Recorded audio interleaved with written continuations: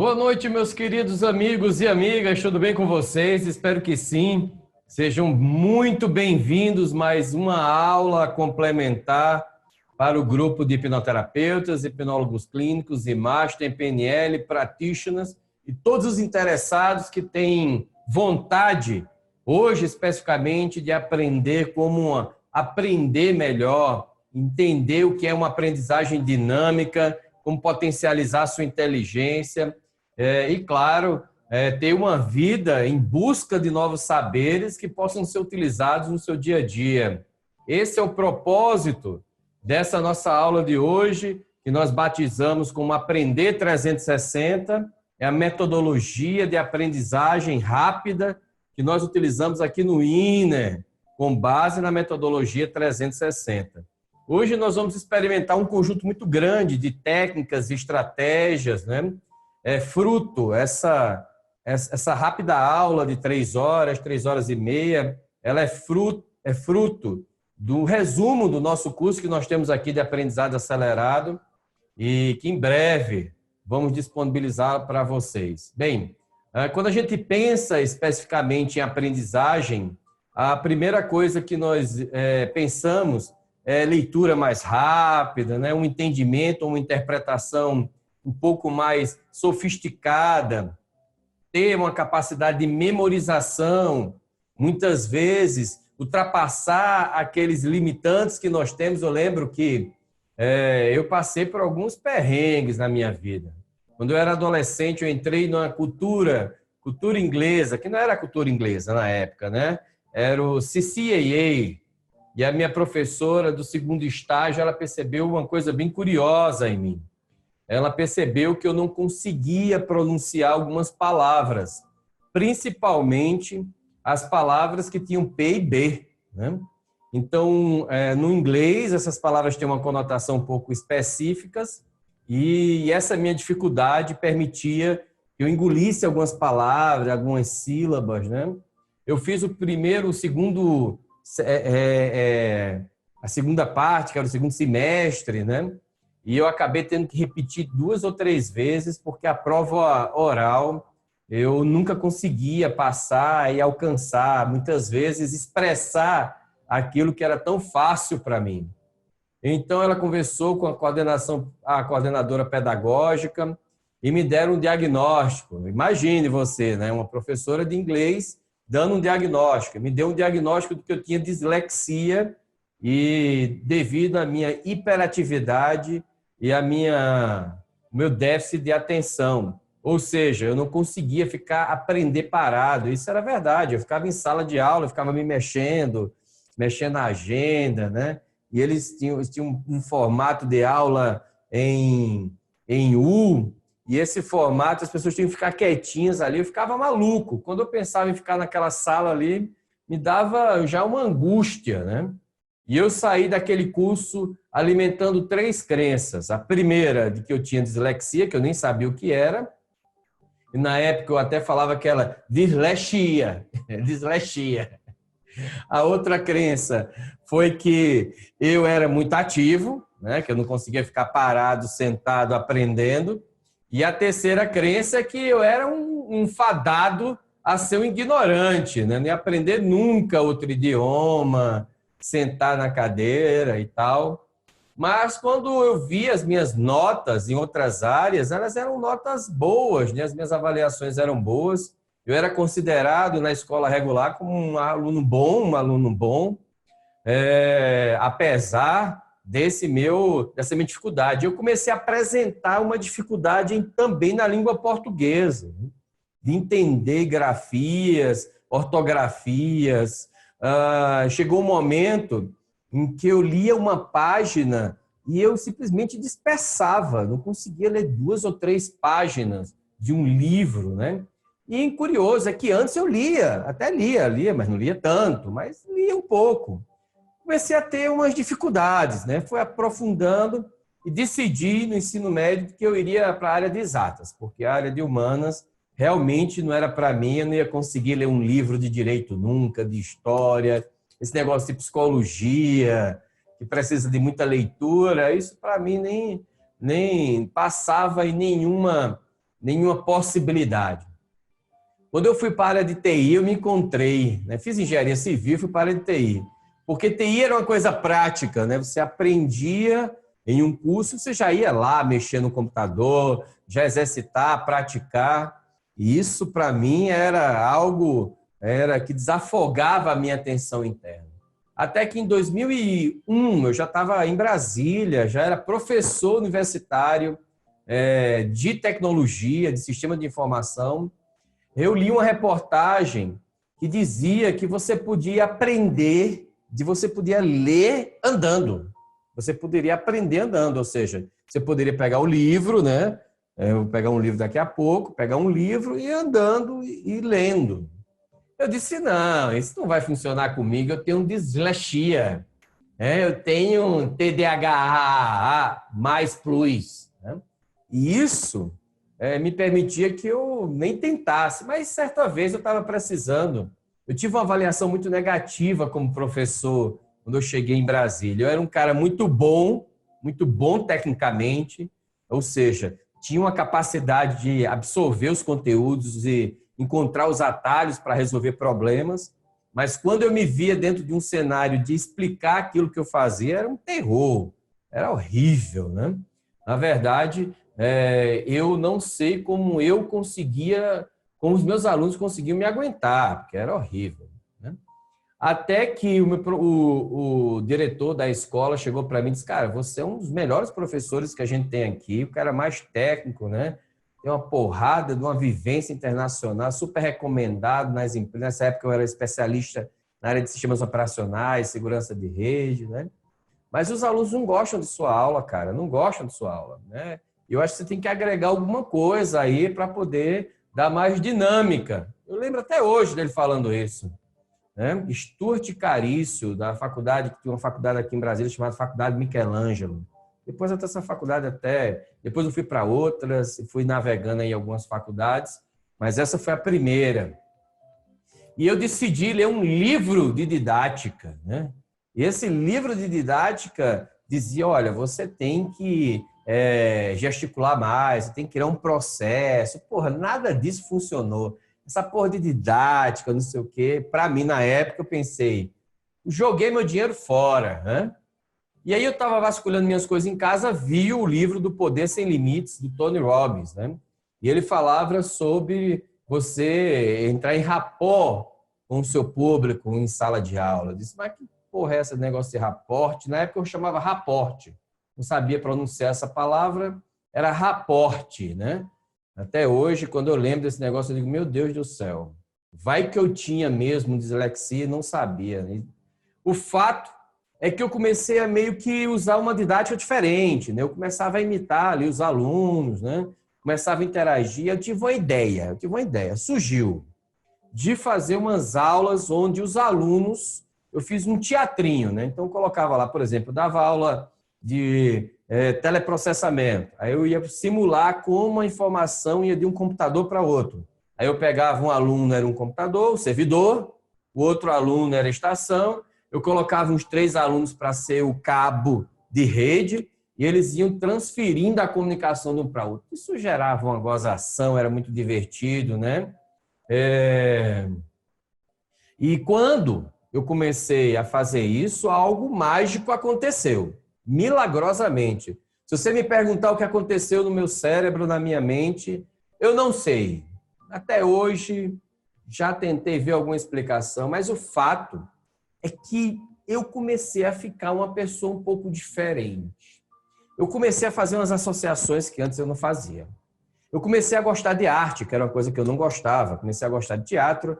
Inclusive, a primeira vez que eu fui a um teatro grande, assim, porque lá na Paraíba tinha uns teatros, mas eram menores. Um teatro grande mesmo, foi aqui em Brasília, assistir uma peça. Eu não tinha esse hábito de assistir uma peça teatral, teatro e tal.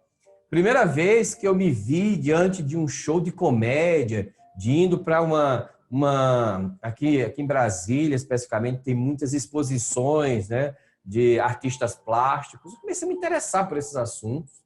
Comecei a voltar a me interessar por música, que era uma coisa que eu já gostava. Gostava muito de mágica, atos de mágica e tal. Comecei a fazer mágica. Comecei a me interessar por arte. quando eu me interessei por arte, algo começou a acontecer na minha mente, né? E eu fui entender depois isso que tinha acontecido. Eu comecei a realizar associações muito mais rápidas. Por exemplo, né, eu comecei a perceber que eu estudava um conteúdo, aprendi aquilo muito rápido.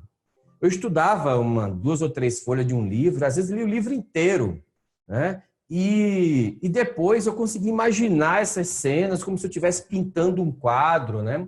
O que eu estudava já era uma coisa meio colorida, né? Eu comecei a escutar vozes, eu até pensei que eu estava esquizofrênico, né? Porra, vai que eu agora virei esquizofrênico, que merda é essa, porra?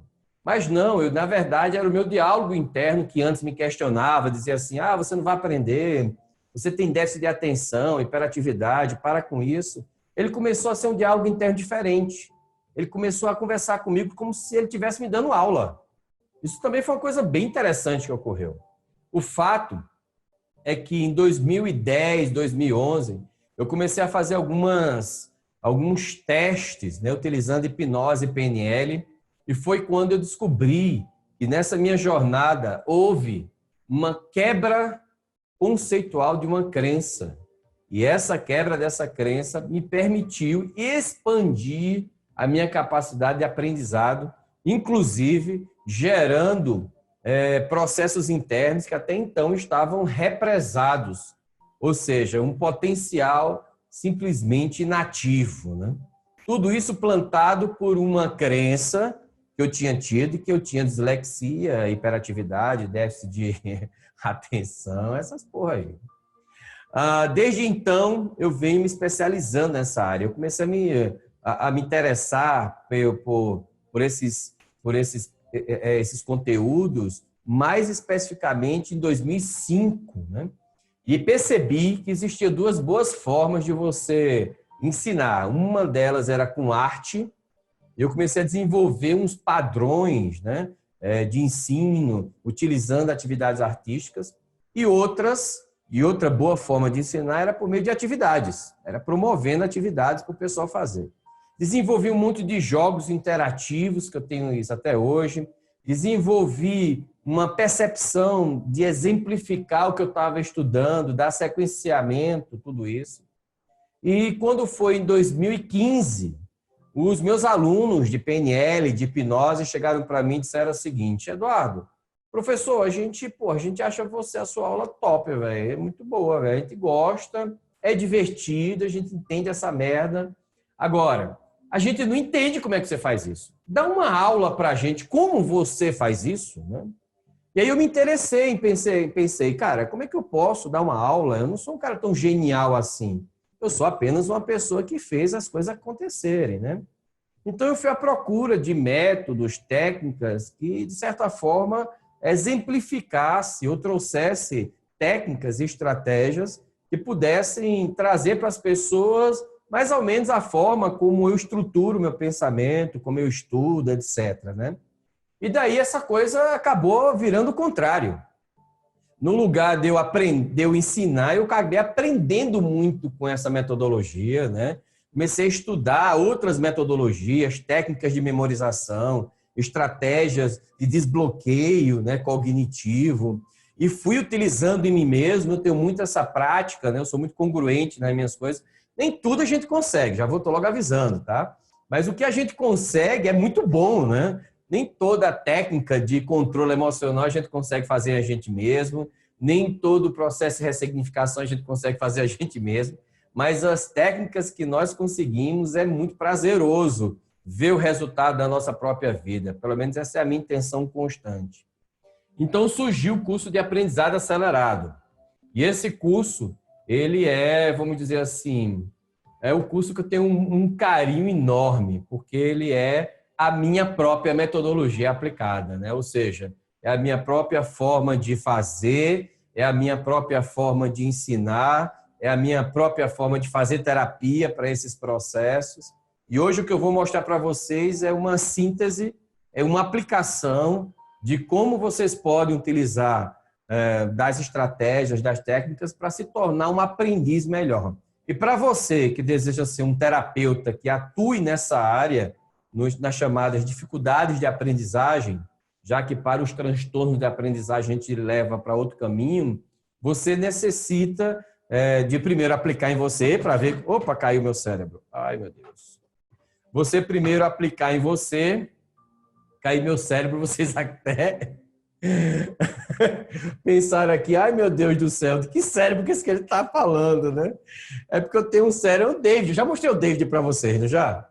Já mostrei o David, né? Então o David caiu, ó, tá vendo? Acabou o cérebro. Eu tinha preparado um cérebro para vocês aqui, já era. Vou ter que montar o cérebrozinho todo de novo. E dentro dessa minha jornada, eu consegui criar um método. E esse método é o que eu vou apresentar para vocês. Eu espero que vocês curtam tudo que a gente vai ver hoje, porque é uma das coisas que eu tenho mais alegria em compartilhar. Nós vamos ter algumas atividades perceptivas também, né? Nós vamos ter uma avaliação de qual é o seu estilo de aprendizagem. Então, eu peço que vocês tenham como ferramenta aí junto com vocês, pelo menos, um papel sulfite, né? Um papel A4, né? O tamanho, um papel branco qualquer, branco mesmo, sem pauta, um lápis ou uma caneta, porque eu vou pedir que vocês façam algumas atividades e se vocês estiverem com esses materiais, vocês vão aproveitar melhor o que eu trouxe para vocês. Muito bem. Quando a gente pensa em aprendizagem acelerada, e aí agora a gente vai entrar aqui no que a gente trouxe para vocês, a primeira frase que me vem à mente é a seguinte: você não precisa ser grande para começar, mas vai ter que começar para chegar a ser grande.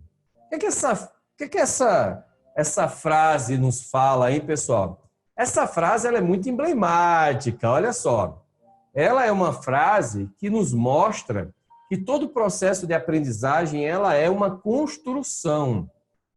É um tijolo por vez, né? Ninguém acorda de manhã cedo dizendo assim, agora, gente, eu sou uma pessoa mais inteligente, olha só que legal. São hábitos, pequenos hábitos. E se você for mudando na tua rotina de estudo, especificamente, você vai tendo ganhos significativos e que vão sendo internalizados em você. Por exemplo, se você começar a se acostumar a ter um hábito simples, por exemplo, agendar-se para estudar sempre no mesmo horário, você vai ter um ganho daqui a um ano de ter lido dezenas de livros, de ter estudado, de ter criado a sua rotina de trabalho ou de estudo, apenas definindo um horário para estudar. Um outro hábito, como, por exemplo, você ter o seu ambiente de estudo organizado. Só isso vai organizar sua mente, vai deixar você mais estruturado, isso vai permitir que você tenha ganho significativo. Ou seja, a parte de aprendizagem, ela não é uma fórmula mágica em que você vai lá e vai chegar para a pessoa e vai... E o cara vai dizer assim, nossa, velho, agora eu tô top. São ajustes que você faz na sua forma de pensar, na sua forma de estudar, internalizar, que vão começar a fazer diferença dentro desse contexto. Vamos continuar. Mas quando você pensa, por exemplo, para que aprender mais rápido, né? Será que tem algum motivo? Pense nesse motivo agora. E por que isso é importante? Porque quando a gente pensa na aprendizagem e a nossa mente não consegue criar uma representação semântica que sustente esse processo, a sua mente ela tende a entrar em uma zona que eu acho zona muito perigosa, que é a zona da conformidade, a zona do conforto, né? A zona da estagnação. Você simplesmente fala para você mesmo, é melhor ficar do jeito que está, vai dar trabalho demais.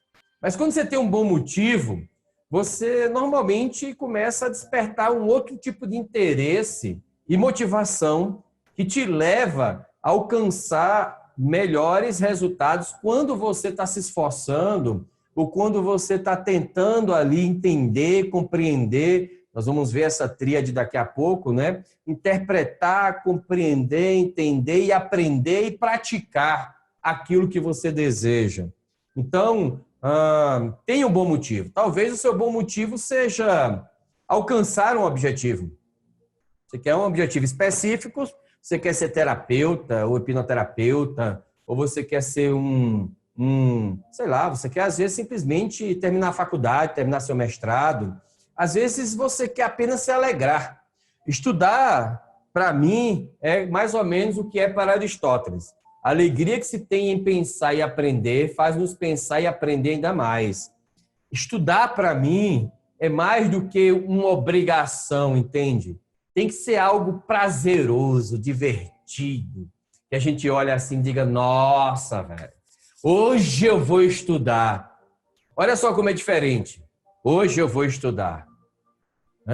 Tem que ser algo que você se alegre, que você diga assim, caraca, velho, isso é bom demais. Que você compartilhe no Instagram, nas suas redes sociais, né? Que você diga assim, cara, eu li esse livro hoje, né?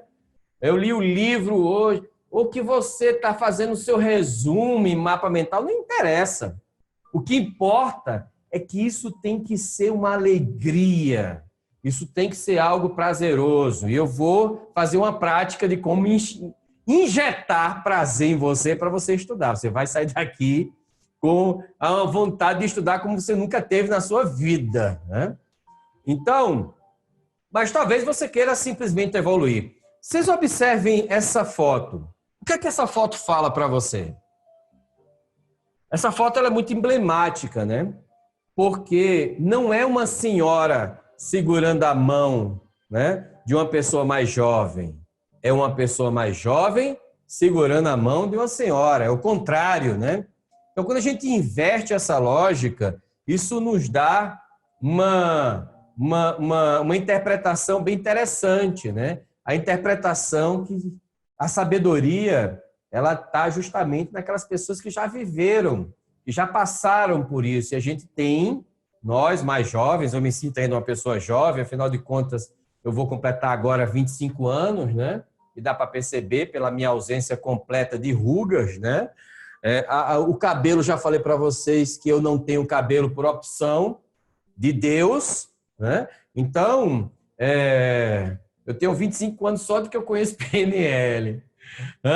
Mas a juventude não é uma característica física, é isso que eu quero passar para vocês. A nossa mente tem que ser jovem. O que é uma mente jovem?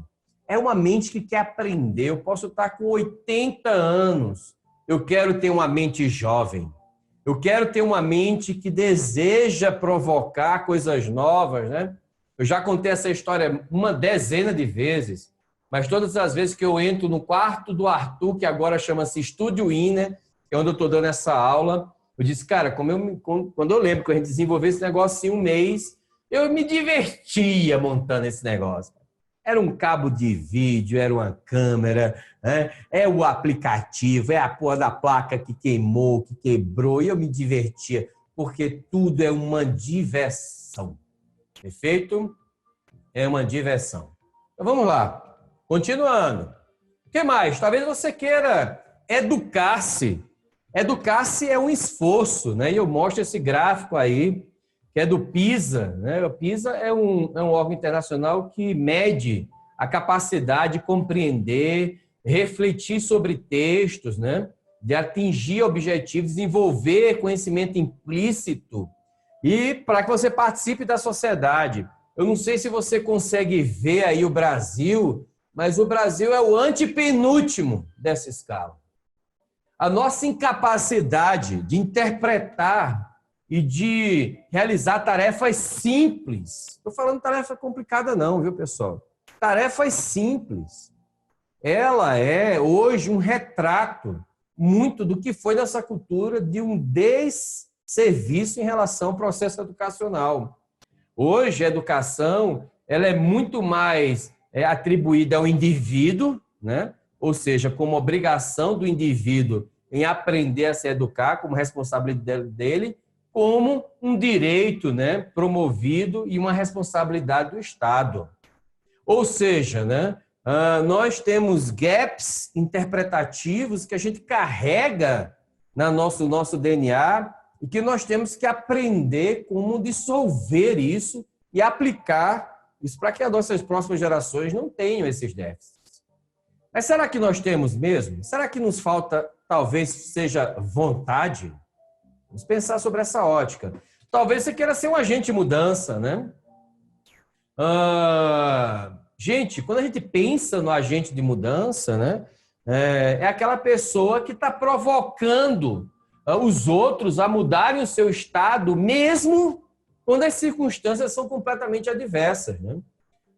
Quando uma pessoa falou para mim, disse, Eduardo, traduz agente de mudança. Eu costumo traduzir com uma palavra, ele é um provocador.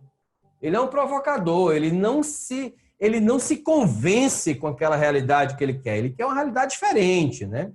Claro que a gente sabe que esse processo não é simples, sabemos o quanto é custoso, né? Lidar contra tudo e contra todos, mas é um movimento que tem que partir de nós, já que a gente não pode ficar esperando muito que as coisas aconteçam de forma externa. Então, esses processos talvez sejam um motivo. Eu vou dizer para vocês hoje, o meu bom motivo são dois. Se tornar um agente de mudança na sociedade, deixar um legado. E o meu outro bom motivo é meu filho, o Arthur. Hoje mesmo eu estava estudando apraxia, praxia, dispraxia da fala. Que processo é esse motor tão importante nos transtornos de aprendizagem específico do espectro autista? Estudo isso, não estudo constantemente, claro, mas a minha alegria de ajudar o meu filho, de ajudar a sociedade, de contribuir de alguma forma, então, talvez, não sei, talvez você pense sobre essa perspectiva, né? Dessa perspectiva. Vamos lá, o que mais? Talvez você queira aprender isso para se desenvolver, para se tornar uma pessoa com autoridade. Autoridade, virar um especialista no seu assunto. E as pessoas chegam para você e dizem, nossa, cara, você é o cara, velho. Eu quero, na verdade, aprender com você. Eu quero que você seja meu mentor, meu mestre. Você é a pessoa que eu quero me espelhar. Talvez isso seja um dos seus propósitos. Imagine agora, crie uma tela mental sua como especialista. Se você pudesse se tornar um especialista, você seria um especialista em quê? Você seria um especialista em quê? Talvez você chegue à conclusão de que você quer ser um especialista em quê? Você quer ser um especialista em hipnose, PNL? Mas, Eduardo, isso é uma pergunta importante. Hoje a gente está na era de você tem que saber um pouquinho de tudo, sem dúvida nenhuma, né? A gente vai falar um pouco sobre isso. Mas você tem que saber muito de alguma coisa. Você tem que saber um pouquinho de tudo e muito de alguma coisa. Essa é a regra, né? Você não pode somente ser aquela pessoa que sabe um pouquinho de tudo, né? Ou seja, você tem que ser uma pessoa... E o que é esse pouquinho que você vai saber muito? Você já pensou sobre isso? Ou você é aquela pessoa que chega na livraria e vai dizendo assim, eu vou comprar um livro novo para ler, mas não sabe que livro não sabe o que vai comprar, é aquela loucura, né? Então, você talvez, quando você souber do que muito que você vai fazer, você talvez tenha essa provocação, né?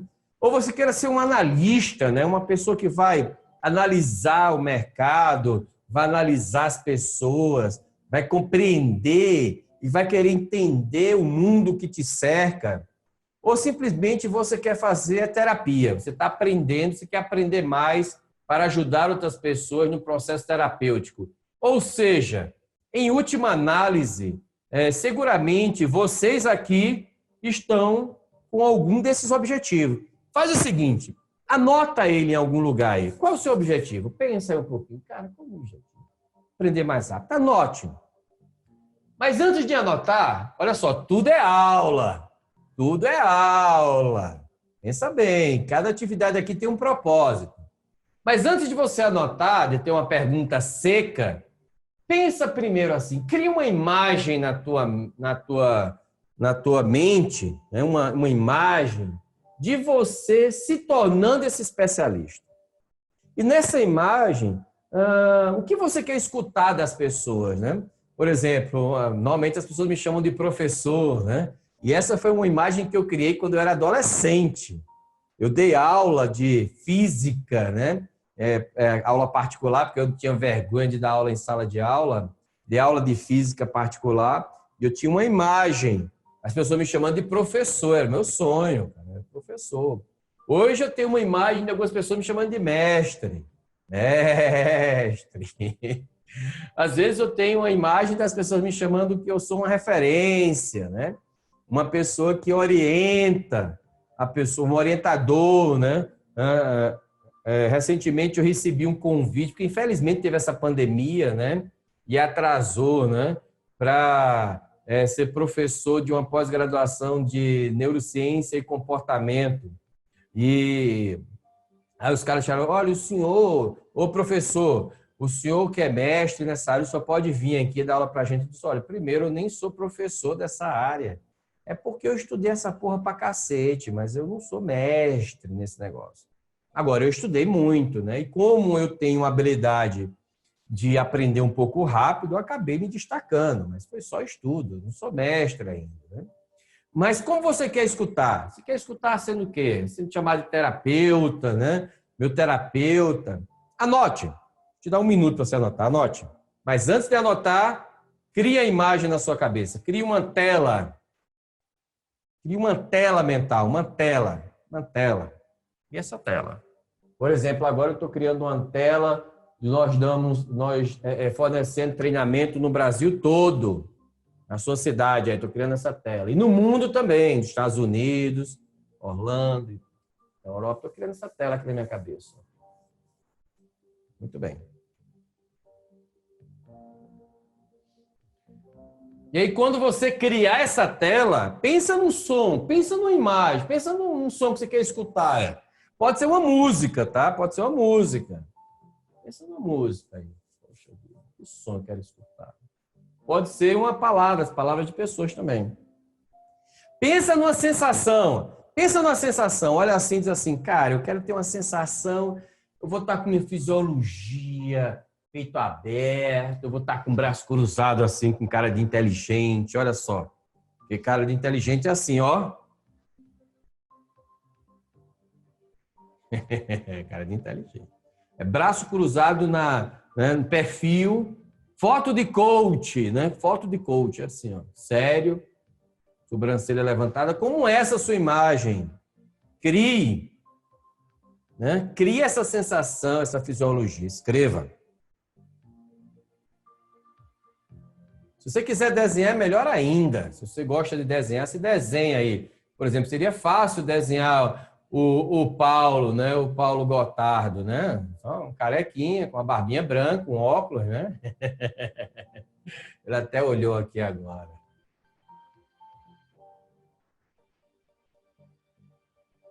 Perfeito. Criou? Vamos seguir em frente. Coloca aí o nome. Coloca o nome. Bem, vamos continuar. Então, por que devo aprender diferente? Será que eu posso aprender diferente? Isso talvez seja uma pergunta que a maioria das pessoas se fazem, né? Mas eu já aprendi muita coisa, meu filho. Eu não tenho mais jeito, não, tá? Eu já aprendi, olha, eu passei minha vida toda, né? Eu leio um livro a cada 3 meses. E eu fico repetindo a folha, né? Eu começo a ler. Você sabe como é que lê um livro, né? Puxa vida, eu ia trazer um livro como exemplo, né? Você pega um livro, primeira coisa que você faz quando você vai ler um livro, o que é, né? Algumas pessoas, não são todas. Olha a última página. Nossa, velho, 300 páginas. É página pra cacete. Aí depois você começa a folhear o livro para ver se as letras são miúdas ou graúdas. Se for letras miúdas, melhor, graúdas, melhor ainda, que acaba logo. Depois você vê se tem imagem. Cara, ninguém aguenta ler um livro que não tem imagem, não tem nenhum gráficozinho, rapaz, não tem nenhum desenho, né? E aí você vai começar a fazer o que as pessoas dizem, que é o prazer de leitura, né? Aí você abre a página, lê ali o prefácio, o primeiro capítulo, e aí você lê o primeiro capítulo, a primeira folha. Aí chega um momento que o autor do livro, diz assim, como eu falei no capítulo anterior, aí você diz assim, mas espera aí, eu não me lembro de você ter falado isso. Aí você vai voltando à página, aí você diz assim, mas parece que eu não li isso. Parece que eu não li isso.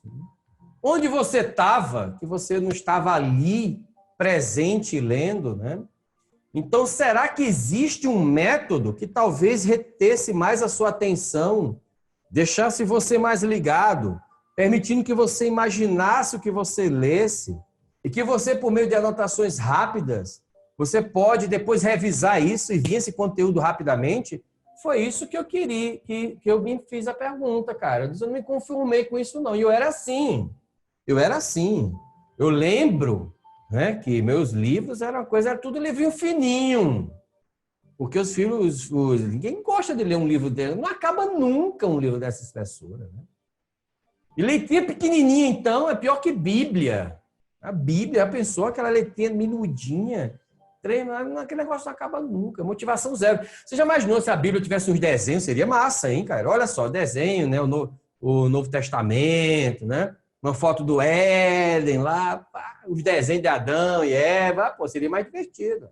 Mas só letra, referência, esse negócio vai ser difícil demais. No máximo, vou dar uma consultada quando precisar. Então, essa referência, ela veio justamente porque a gente tem um padrão de pensamento sobre estudo atrasado. Nós estamos acostumados a perceber e a canalizar toda a nossa atenção a um dos princípios da aprendizagem, que é importante, que é a memorização mecânica, mas ela não é só isso.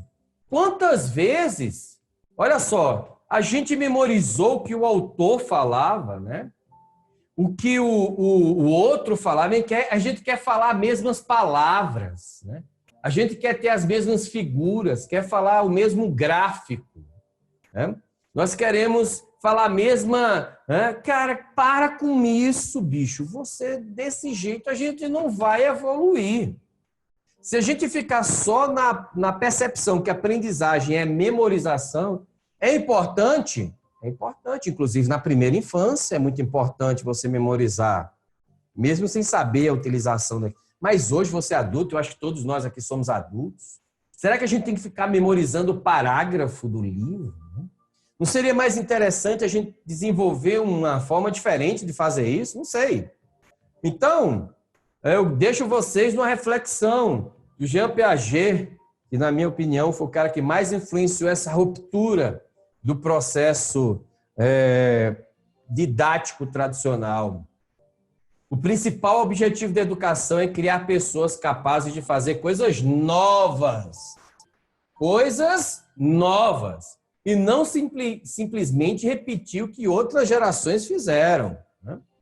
Então, o que é coisa nova?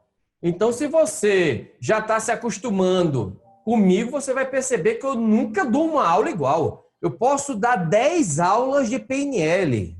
Quem viu o primeiro curso de PNL e viu o segundo, você diz assim, mas rapaz, parece que é outro curso. Era o mesmo curso, era formação gratuita. Inclusive, quem perdeu outro curso de PNL. Mas como assim? Porque eu estou sempre criando um jeito novo de explicar a mesma coisa. Eu sempre estou trazendo conteúdos novos, porque me entedia o mais do mesmo. Eu fico entediado. Esse negócio é muito chato. Tá? E como você aprende? Né? Como você aprende? Já se perguntou como você aprende? Como é que você aprende? Vamos lá, vamos pensar um pouquinho sobre isso. O Edgar Dale, ele criou o que ele chamou de cone do aprendizado, que o pessoal também fala sobre isso, sobre a perspectiva da pirâmide do aprendizado. E ele disse o seguinte, primeiro, quando você lê alguma coisa, você só absorve 10%. Gente, isso é muito pouco, não é não? Pensa bem. O que você lê, velho, você só vai reter 10%. O resto vai ser esquecido. E olhe lá, viu? E olhe lá. Se você tiver, inclusive, eu vou lá logo fazer uma análise crítica sobre isso. Olha, a gente vai falar muito sobre análise crítica também nesse curso, tá? Esse curso não é só fantasia, não. A gente vai questionar. Nesse quando o aprendizado, inclusive essas pesquisas nem existem mais, foi feito em 1968, né? O pessoal questionava bastante sobre isso, sobre a justificativa científica dessa pirâmide, mas ninguém conseguiu comprovar o contrário. Aí depois o pessoal disse assim, cara, é isso aí mesmo. Foi um processo que surgiu do ponto de vista empírico e acabou virando um processo, uma verdade científica, né? Mas o fato é que todas as pesquisas demonstram isso hoje em dia, é que, cara, você lê, você retém ali entre 8%, às vezes até 5%. Eu já vi estudos que mostram que é 5% de retenção. É muito pouco. É muito pouco, né? 5%. Agora, lê, pessoal, outra coisa. Não precisa ficar anotando, porque eu vou entregar esse PDF para vocês, tá? Então, pode ficar tranquilo. Quer dizer, eu não sei se eu vou entregar também. Eu acho que eu não vou entregar, não. Para vocês ficarem mais preocupados ainda. Agora, se o que você lê, né, você pudesse também escutar, você aumentaria mais 10%. Poxa, então é 20%. Então, aqui a gente já pode concluir algumas coisas bem interessantes. Eu acho isso fantástico. Olha só. Pensa comigo. Olha só, esse negócio é interessante isso. Pensa comigo. Se eu conseguir... Opa, agora não. Se eu conseguir ler falando, eu vou reter mais? É isso que você está me dizendo? Exatamente. Quer dizer, aquele seu amigo louco, né, que lia em voz alta e você achava que ele era um maluco, na verdade, ele estava aprendendo mais que você. E você criticava ele, achava que ele estava treinando para esquizofrenia, né? Isso é interessante, isso é uma perspectiva interessante. Então, se aquilo que você lê, você também escuta, você aprende em 20%, você vai para 20%. Aquilo que você lê, você escuta, e você... Opa, peraí, para onde você vai, meu filho? Peraí, calma, muita calma nessa hora. Aquilo que você lê, escuta e você ainda vê, você aumenta em 30%. Olha só, que coisa maravilhosa, hein? E se no momento em que você está vendo, você ainda escuta, né? Porque quando você pode ali ler e escutar. Aí você pode só ver, e quando você vê e escuta, você vai para 50% de retenção. Nossa, velho, aí melhorou muito, não melhorou não? Ou seja, o que eu leio, vamos imaginar que eu leio alguma coisa, eu posso depois escutar, eu aumento para 20. Se eu ainda ver o que eu escutei e o que eu leio, eu aumento para 30. Mas se eu fizer ao mesmo tempo, eu não posso ler e ver, né? Ver e escutar ao mesmo tempo. Não é depois, não, ao mesmo tempo. Você aumenta em 50% a tua capacidade de aprendizagem. 50%. Poxa vida, é muito legal. Agora, se eu,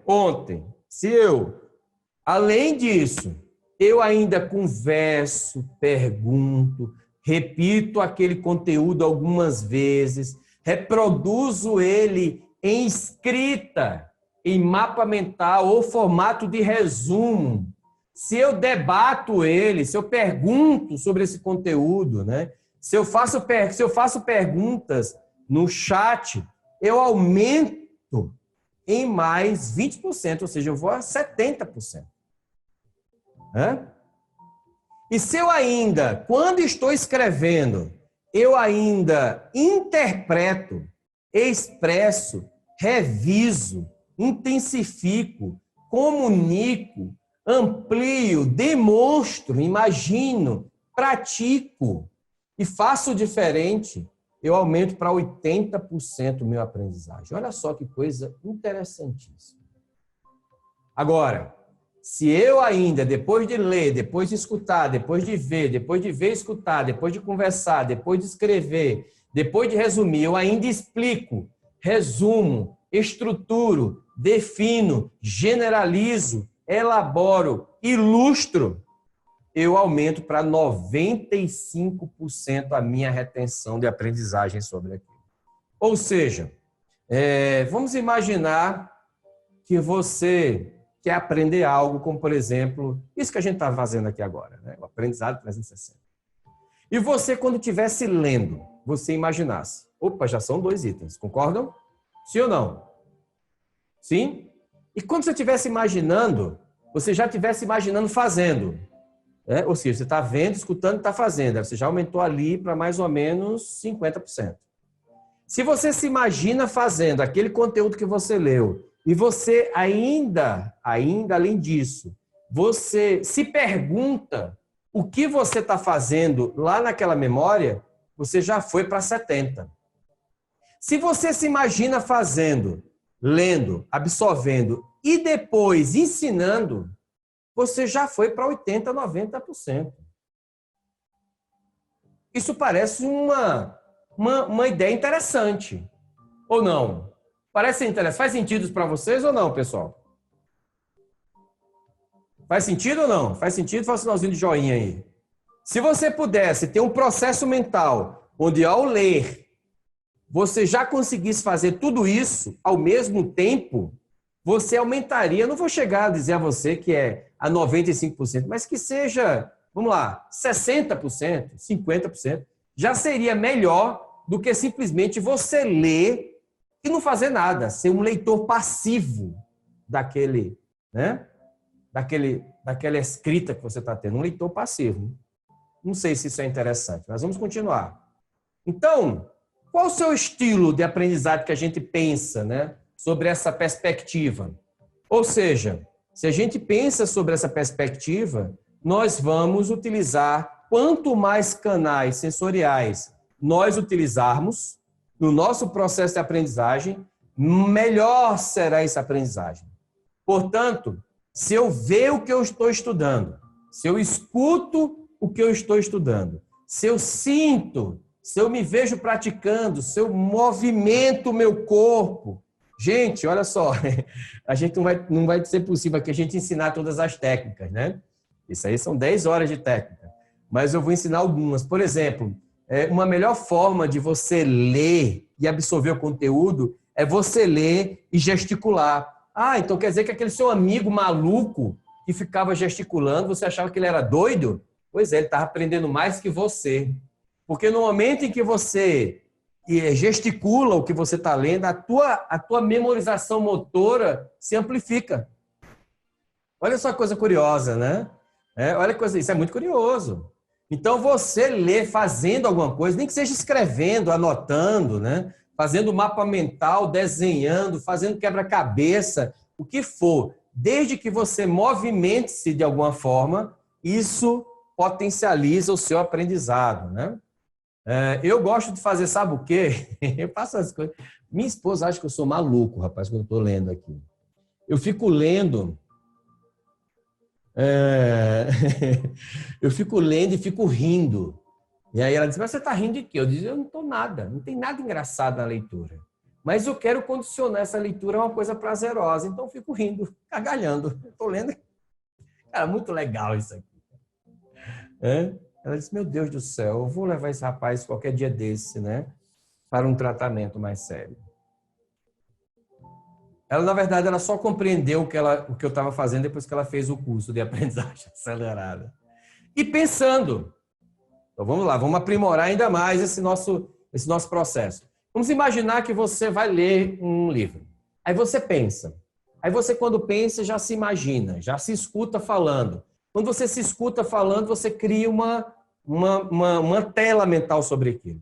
E vamos imaginar que, além disso, você saísse da tela e tivesse uma análise crítica sobre aquilo, do tipo, cara, o que eu aprendi? O que é que eu estou fazendo? Quais são os passos que eu estou realizando? Ou seja, uma análise criteriosa daquela aprendizagem para que você construa o seu senso crítico. Pô, seria interessante, não seria?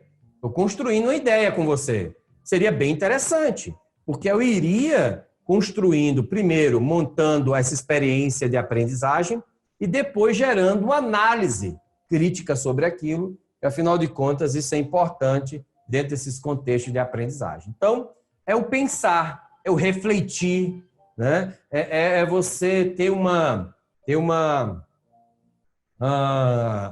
possibilidade de aprender mais rápido. E como é que a gente aprende? Isso aqui eu gosto de explicar isso aqui de uma forma diferente, né?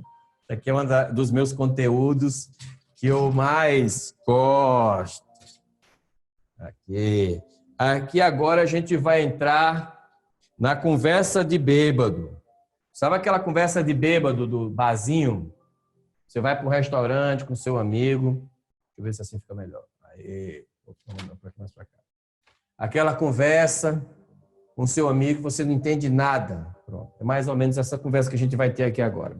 Imagine alguns cenários. Imagine que você vai refletir sobre aquilo que você sabe. O que você sabe? Você sabe o que você sabe. Olha que ideia incrível, né? Aí você diz assim, puxa vida, eu estou fazendo um curso de aprendizado acelerado, aí chega um momento em que o trainer fala, você sabe o que você sabe. Parece simples, mas não é não. Você sabe o que você tem consciência que sabe. Mas, na verdade, você sabe muito mais daquilo que você não tem consciência que sabe. Ou seja, você tem uma parte do teu conhecimento implícito, nós vamos chamar assim, ó, conhecimento implícito. Ou seja, o teu conhecimento inconsciente, que você não sabe que sabe, porque ele está aí, e você só vai saber que sabe na hora que você colocar para fora. Então, esse conhecimento implícito, você às vezes não sabe. Não sabe que ele existe. Você não sabe do conhecimento implícito que você tem. Você não tem a menor ideia. O que, na verdade, o que você sabe é o que você chama hoje de conhecimento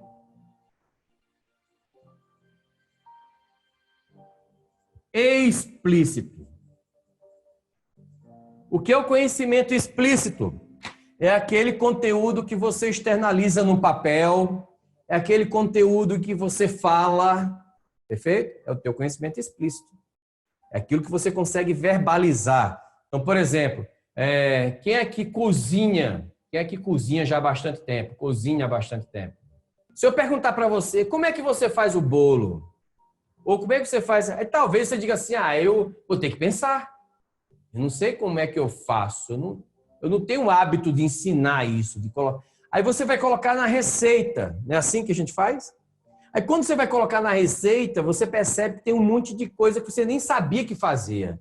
Aí você sabe que vai colocar o sal. Você nem pensava no sal. É uma coisa tão automática você pegar lá e dar uma pitadinha de sal.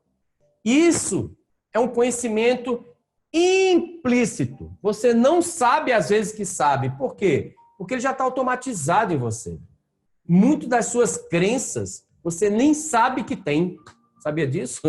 Você só vai saber que tem quando você é confrontado com a realidade. Inclusive, você também não sabe o que você não sabe. Por isso que eu disse para você que isso parece uma conversa de bêbado. Você também não sabe, eu vou colocar o não aqui, ó, não. Você não sabe o que você não sabe. Ou seja, você nem sabe, na verdade, o que você não sabe. Porque tem tanta coisa no mundo que você nem sabe que existe, né? Uma vez eu estava assistindo aquele canal Off. Você já viu aquele canal Off? Aquele canal Off, ele dá uma invejinha na gente, não dá não? Aquele povo saudável, sarado, né? Aí, pessoal, aquela galera que vai na praia, surf, não sei o quê. Aquela galera que está sempre fazendo as coisas acontecerem. Um negócio maravilhoso o canal Off. Aí eu vi o canal Off, um cara que ele andava numa roupa, ele flutuava. Vocês já viram isso? Cara, é louco esse negócio, cara. Ele flutuava. E aí, quando ele flutuava, ele abriu um paraquedas perto do chão e, pô, que negócio maluco, eu nunca tinha visto isso. Eu nem sabia que não sabia disso. Eu era um ignorante desse negócio. Perfeito? Eu não sei o que não sei. E tem aquilo que eu não sei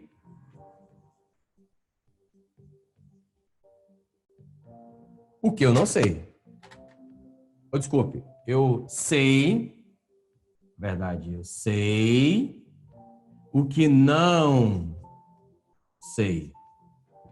Eu sei o que não sei. Ou seja, eu sei que eu não sei pilotar um helicóptero.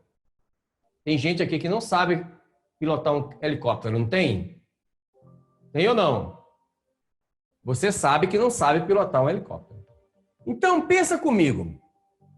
Se você não sabe o que é o teu conhecimento implícito, que é infinito, o teu conteúdo implícito ele é infinito. Você não sabe o teu conhecimento, você só sabe o seu conteúdo explícito, que é muito pequeno. Você não sabe nem o que você não sabe, porque é tanto conteúdo que a gente tem por aí. Você só sabe aquilo que você também não sabe. O que é mais interessante a gente estudar? Dentro desse processo, portanto, o mais interessante é a gente entender como transformar esse conhecimento implícito em conhecimento explícito. Faz sentido ou não? Faz sentido para vocês? Porque se eu começo a aprender como estruturar o meu conteúdo implícito, eu vou ter algo que todos vocês desejam ter. Eu vou ter valor na sociedade. Então, como é que eu tenho valor na sociedade? Eu tenho valor na sociedade para a sociedade. É quando eu consigo externalizar o meu conteúdo implícito. Se eu não consigo externalizar o meu conteúdo implícito, o meu valor cai consideravelmente. Faz sentido isso para vocês ou não? Porque aí o cara vai dizer assim, cara, esse aí nem fede nem cheira, né?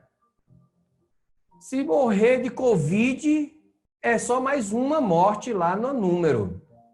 É assim que a sociedade pensa. Por quê? Porque você não tem valor mensurável. Todo o teu valor é só implícito. Você é o cara que lê 10 livros, mas não compartilha, não faz um resumo, não conversa com ninguém, não ensina ninguém, guarda só para você, é só para você dizer que é mais inteligente, você está cheio de diploma e certificado debaixo do braço. Você é o mais um. Agora, no momento em que você pega esse conteúdo implícito seu, que é gigante, e você consegue transformar isso em conhecimento explícito, você começa a ter valor na sociedade. O pessoal diz, mas rapaz, bicho, eu vi o Valdir Teixeira escreveu um blog sensacional, eu quero ver o que ele escreveu. O Josivaldo, cara, o Josivaldo escreve muito bem, inclusive a última live do Josivaldo foi muito boa, eu quero ir lá ver.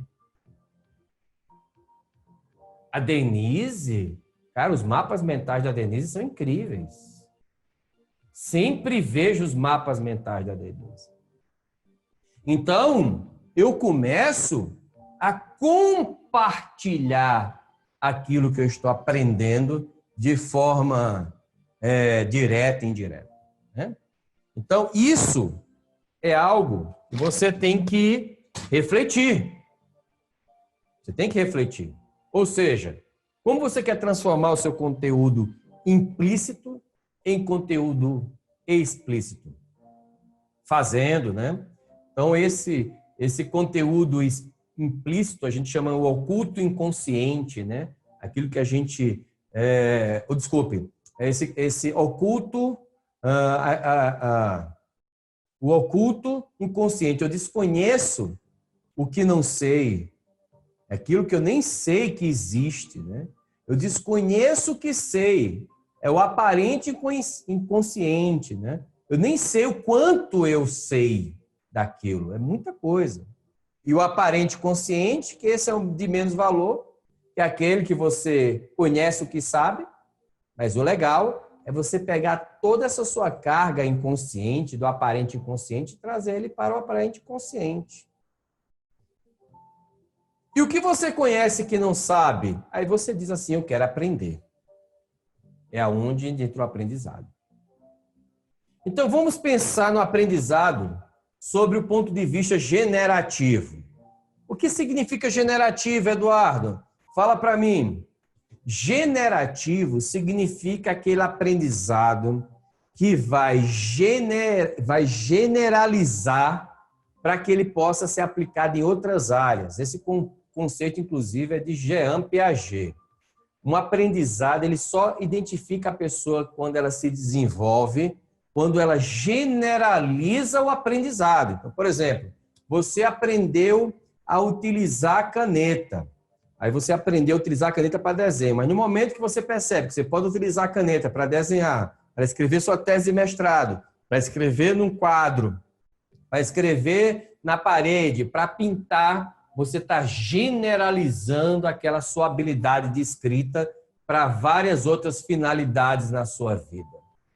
Perfeito? Então, a aprendizagem generativa, o que é que ela faz? O que é que ela prega? Ela prega que você precisa de uma intenção, primeira coisa. Ou seja, para que eu gere essa aprendizagem generativa, eu tenho que ter uma intenção. Que intenção é essa? Eu tenho que ter um objetivo. Se eu não tiver um objetivo, ela não tem sustentação na minha psique. Então, por exemplo, se você começar a falar aqui sobre neurociência e eu não te der nenhum objetivo para você aprender neurociência, amanhã você esqueceu tudo de neurociência. Ficou claro? Porque você não tem nenhum objetivo, nenhuma intenção de aprender aquilo, né? É quando a gente pega o livro do nada e vai para o banheiro.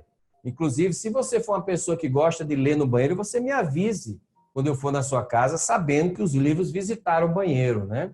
E assim eu deixo eles lá na estante, né? Não tenho a necessidade de ficar os tocando. Agora, se você tem uma intenção sobre aquilo, a sua intenção positiva, ela tem que gerar em você o quê? Uma sensação de... Primeira coisa que você tem que fazer é gerar um estado. O que é um estado? Um estado de aprendizagem. Você tem que se preparar para aquilo. Inclusive, isso é uma das grandes deficiências que a gente tem. A gente não gosta de se preparar, a gente gosta de já ir pro valendo, né? Assim, a gente já quer ir valendo, velho. Ó, vamos pegar o livro, lê logo esse livro que a gente tem que acabar o livro. Focando na acabar o livro. Você não pensa assim, puxa vida, eu vou começar a estudar, deixa eu arrumar minha mesa. Não é assim que a gente faz? Vou arrumar minha mesa. Eu vou colocar meu caderno, minha caneta, minha água, beber muita água, né? Vou fazer minha revisão, faço a minha respiraçãozinha que a gente vai ver daqui a pouco e vou arrumar. Ou seja, eu entro em um estado de aprendizagem. Esse estado, ela é muito importante. E aí, depois que você entrou nesse estado, aí que você vai fazer o que a gente chama de estudo. Parece ser uma coisa, né? O que é que eu vou estudar? Eu vou pegar aquele conteúdo e vou debruçar. A palavra é essa, debruçar a minha inteligência, a minha vontade naquele instante presente. Aí você deve estar pensando assim, esse cara é maluco. O que é debruçar? Debruçar é você abraçar, é você estar presente. Nada pior do que você estudar pensando no churrascão do final de semana, né? São os estados de devaneio, são as quebras de sequenciamento lógico. Isso fragmenta completamente o teu processo de aprendizagem. Você está lendo e daqui a pouco pensou, tenho que pagar o cartão de crédito. Putz, e agora final do mês então, hein? Aí depois você chegou assim e disse, putz, caramba, meu esposo vai chegar daqui a pouco, tenho que fazer janta. Ou fazer um café. Ou o cara pensa, putz, cara, hoje é o dia do nosso aniversário de casamento, tem que preparar alguma coisa. Você devaneia. Inclusive, tem alguém aqui que devaneia muito quando está lendo? Vou começar a dar umas dicas, hein? Estratégias. Levanta o braço aí. Ó. Estratégias para vocês que devaneiam muito. Tenha um caderninho ao lado e toda ideia de devaneio você anota. Simples? Não é o seu caderno de estudo, é o seu caderno de devaneios. Inclusive o título do caderno é esse mesmo, Caderno de Devaneios. Aí você está lá, ó, estudando, lembrou, cartão de crédito, você pega a nota, cartão de crédito, e continua a estudar. Isso desafoga a tua capacidade cognitiva, tá bom? Desafoga a tua pilha consciente. Isso é interessante.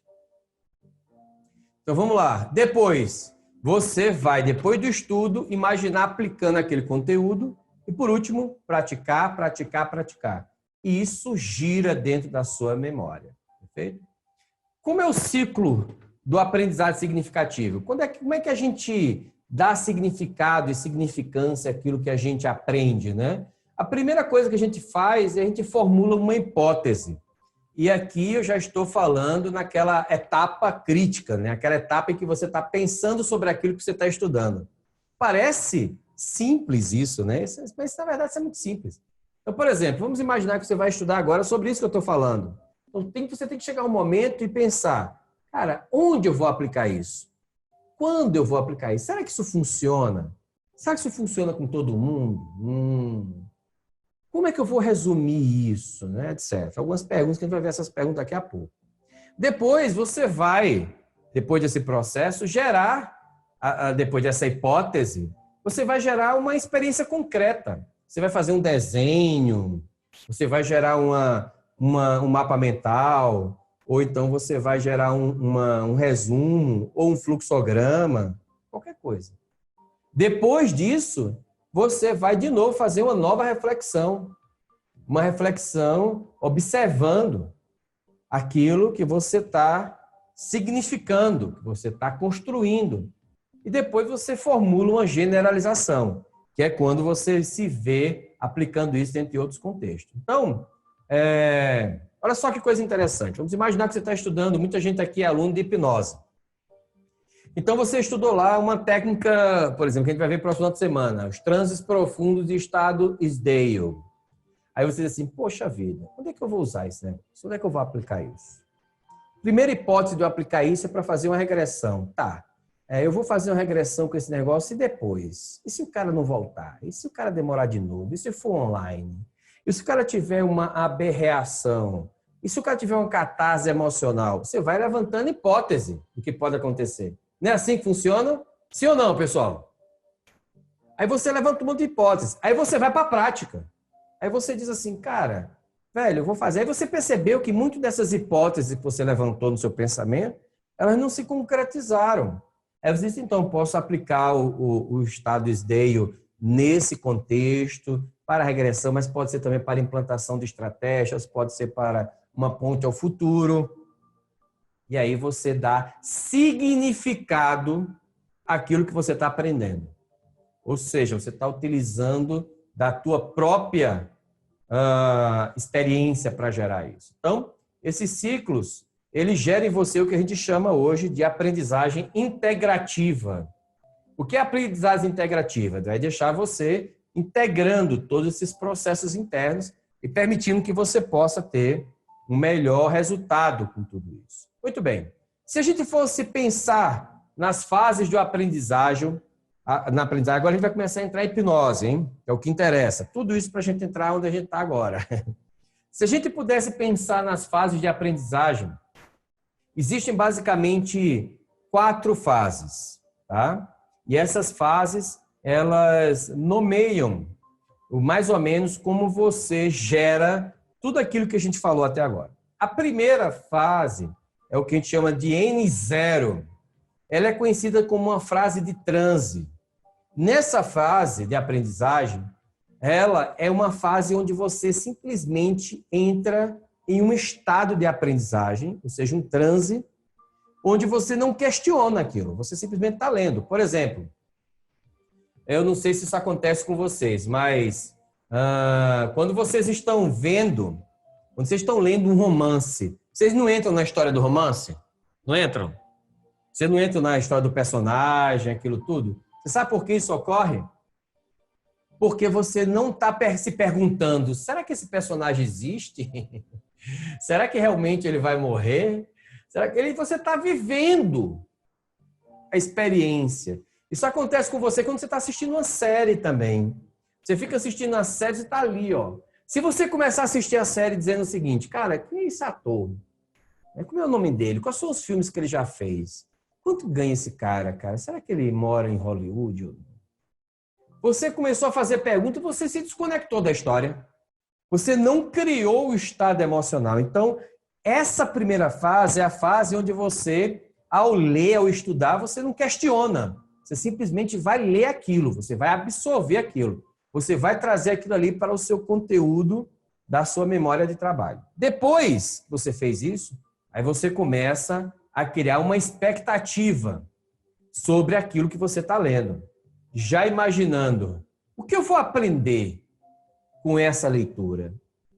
E essa pergunta, ela tem que ficar reforçando em você o tempo inteiro quando você estiver nessa fase. O que eu estou aprendendo? O que eu vou aprender? O que eu vou aprender no próximo capítulo? O que eu vou aprender? O que eu vou aprender agora? O que eu vou aprender? Quando eu estiver lendo isso aqui, o que eu estou aprendendo? Aí depois, olha a segunda fase, o crítico, né? O que eu estou aprendendo? Será que eu estou aprendendo? Como é que eu sei que eu estou aprendendo? Pergunta-chave desse processo. Como é que você sabe que você está aprendendo o que você está lendo? Como é que você sabe? Você se pergunta, você faz um simulado, você desenha, você escreve. Como você sabe que você sabe que você sabe? Quando você escreve, quando você vai lá falar uma live do conteúdo, você leu e disse, cara, vou fazer uma live desse conteúdo aqui, deve ser interessante. Né? E por último, você reforça. O que aprendi? O que eu aprendi? O que eu aprendi? O que eu aprendi? Então, olha só que fases interessantes. Você começou a ler alguma coisa, você está lá, absorvendo tudo aquilo. Depois você começa a pensar, cara, o que eu vou aprender com isso aqui? Onde é que eu vou praticar? Aonde eu vou aplicar isso? Depois, o que eu estou aprendendo mesmo, cara? Será que eu estou aprendendo esse negócio? Como é que eu sei que estou aprendendo? Depois, o que eu aprendi com tudo isso? O que eu aprendi depois que eu li esse livro? O que eu aprendi?